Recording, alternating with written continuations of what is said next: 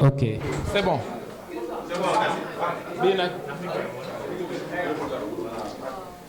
Ok. Maintenant, c'est bon.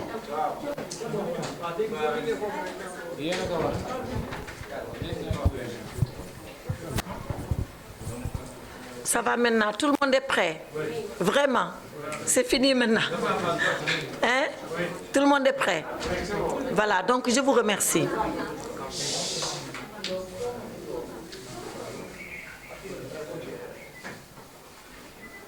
Voilà, merci. J'étais en train de dire que Farba Ngom n'a jamais refusé de comparaître devant la commission ad hoc.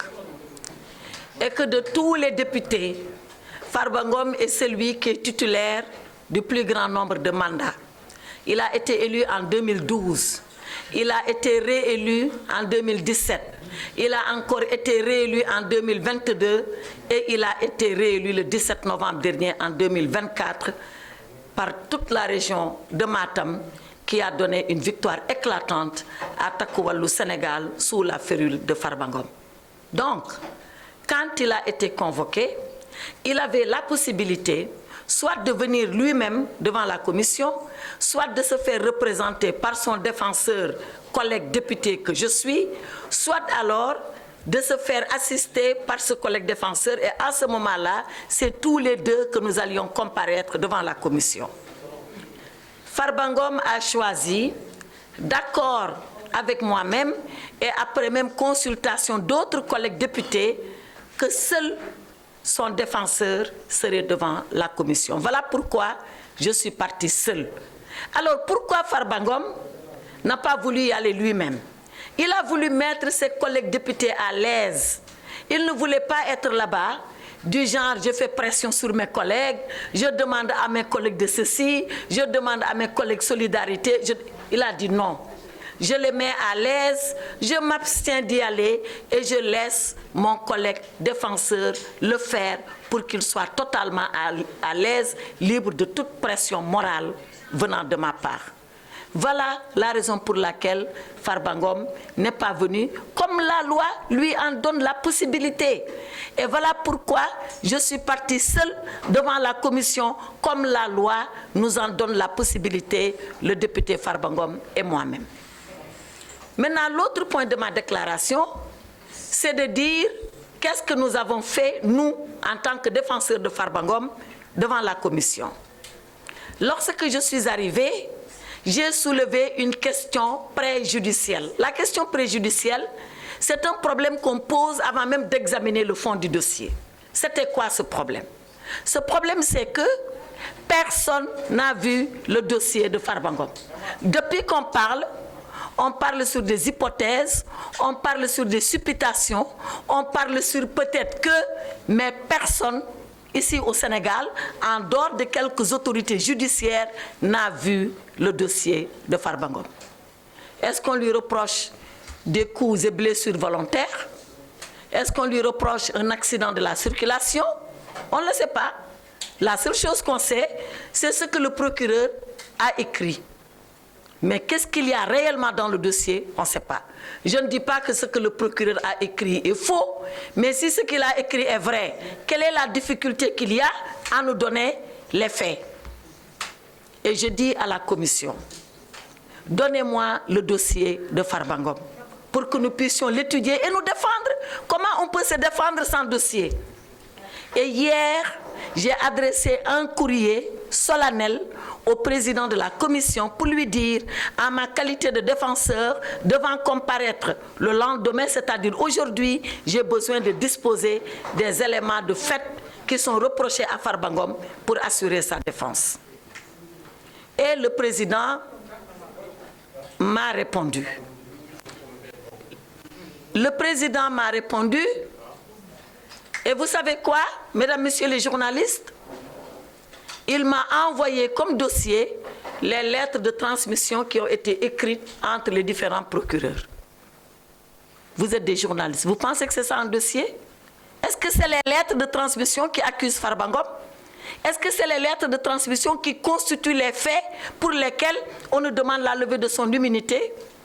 Les lettres, elles sont là. Je ne peux pas vous les révéler parce qu'elles sont estampillées confidentielles, mais C'est une lettre du parquet financier au parquet général, une autre lettre du parquet général au ministre de la Justice et enfin une dernière lettre du ministre de la Justice à l'Assemblée nationale. Voilà le dossier. Voilà le dossier d'accusation de Farba Ngom. 4 lettres de transmission. Est-ce que ça, pour une commission qu'on a mis en place, mais est-ce que ça, c'est du travail sérieux? Mais mieux que ça, est-ce que vous pensez que l'Assemblée nationale, elle a constitué une commission d'enquête pour examiner 4 lettres de transmission? Vous pensez vraiment ça? Si c'est les 4 lettres de transmission qui sont la commission d'enquête, il n'y avait pas besoin de commission d'enquête. Il aurait suffi tout simplement de venir en plénière et de dire on lève l'immunité de Farba Ngom. Et j'ai décidé, en tant que défenseur de Farba Ngom, de ne pas m'associer à cette parodie de commission ad hoc. Et j'ai dit au président que si le dossier, le vrai dossier, n'est pas porté à notre disposition, que je quitterai la commission ad hoc. Que je ne siégerai pas parce que je ne veux pas m'associer à une parodie de commission ad hoc. Ce n'est pas ce qu'on appelle une commission ad hoc. C'est vrai, certains de mes collègues m'ont dit, oui, on n'est pas la justice, oui, on ne doit pas qualifier les faits. D'accord, mais entre ne pas qualifier les faits et connaître les faits, mais il y a quand même une différence. Moi, je veux seulement connaître des faits. C'est vrai qu'il appartient au parquet de les viser. Il appartient à un juge de les qualifier. Mais moi, il me revient le devoir de connaître ces faits-là. Eh bien, l'Assemblée, la commission ad hoc a refusé qu'on connaisse de ces faits. Parce que je leur ai dit, si nous devons faire un travail sérieux, non pas pour Farba Ngom, mais pour chaque député qui pourrait être confronté à une main levée, à une levée de son immunité, mais il faudrait arrêter un principe de procédure. Le principe de procédure, c'est que la justice, qui est un pouvoir indépendant, mais qui n'est pas au-dessus de l'Assemblée nationale, qui est également un pouvoir qui est le pouvoir législatif, qui est un pouvoir fort, qui est un pouvoir indépendant, par respect pour ce pouvoir, par respect pour la séparation des pouvoirs, par respect pour l'autonomie du pouvoir législatif, le judiciaire devrait pouvoir dire aux députés, pour lever l'immunité de votre collègue, voilà au minimum les faits que je voudrais porter à votre connaissance. Mais pas 4 lettres de transmission pour faire un dossier ad hoc. Voilà pourquoi je n'ai pas voulu m'associer à cette commission ad hoc. Et voilà pourquoi, dans le fond, je n'ai pas défendu Farba Ngom parce que je n'ai pas les éléments me permettant de défendre Farba Ngom. Sur ces entrefaits, ils ont décidé qu'ils poursuivraient la procédure avec les 4 lettres de transmission, sans rien d'autre. J'ai quitté la salle et je les ai laissés libres à eux d'apprécier. Mais ce que je voulais dire, c'est que la levée de l'immunité parlementaire d'un député est un acte absolument grave. Absolument grave. C'est l'acte par lequel l'Assemblée nationale livre un de ses membres à la justice pour que la justice puisse enquêter. D'ailleurs, sans préjudicier de rien. Mais avant de procéder à cette livraison, l'Assemblée nationale doit au minimum avoir un minimum de contrôle et de retenue. Eh bien, c'est ça qu'on n'a pas eu aujourd'hui. Et nous considérons que cette Assemblée nationale est toujours à la remorque du gouvernement. Chaque fois que le gouvernement a demandé quelque chose, on s'est précipité sans analyse de répondre aux désirata du gouvernement. Rappelez-vous, on nous a dit qu'il faut supprimer le Haut Conseil des collectivités territoriales.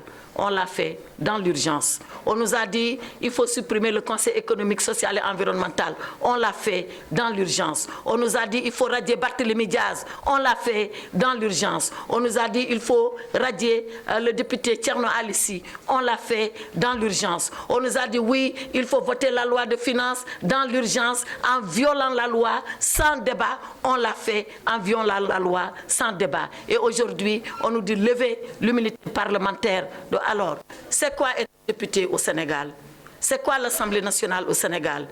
C'est un bâtiment avec un drapeau qui flotte au-dessus et des députés qui répondent au gouvernement, ce n'est pas l'idée, ni la conception, ni la définition qu'on se fait d'une vraie Assemblée nationale autonome, souveraine, dans le respect de la séparation des pouvoirs. Voilà toutes les raisons qui me font penser que cette législature, si elle n'est pas mal partie, elle n'est pas bien partie non plus, et nous le déplorons. Voilà ce que je voulais dire à titre liminaire. Je vais laisser maintenant au président Djimo Souaré, qui nous représente dans la commission, vous dire ce que la commission a décidé. Merci. Merci, Madame la Présidente, honorable